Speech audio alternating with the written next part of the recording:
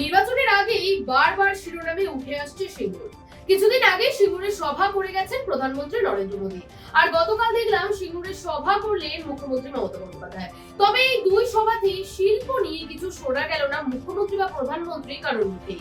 এই মুহূর্তে প্রশ্নের মুখে দাঁড়িয়ে রয়েছে সিঙ্গুর। আদৌ কি সেখানে কোনোদিন শিল্প হবে, নাকি অধরায় থেকে যাবে সেই প্রশ্ন, নাকি সিঙ্গুর নিয়ে চলবে শুধুই রাজনীতির লড়াই? আর ঠিক এই প্রসঙ্গে কি বলছেন বিরোধী দলের নেতা শুভেন্দু অধিকারী, শোনাবো আপনাদেরকে। কারখানাকে ডিনামাইট দিয়ে উড়িয়ে দিয়ে টাটাকে তাড়ানো হয়েছিল। উনি কখনো গিয়ে সরষার বীজ ছড়িয়েছেন, কখনো গিয়ে জেসিপি মেশিন দিয়ে জলাশয় তৈরি করে মাছ চাষের কথা বলেছেন, কিন্তু কোনোটাই সফল হয়নি।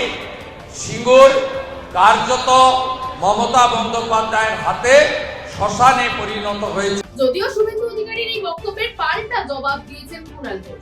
কখনোই মমতা বন্দ্যোপাধ্যায় বা তৃণমূল কংগ্রেস শিল্প বা টাটার বিরুদ্ধে বলেনি। বলেছে শিল্পের জমিতে শিল্প হবে। 3 ফসলি কৃষি জমি সরকার জোর করে অধিগ্রহণ করতে আমরা দেব না।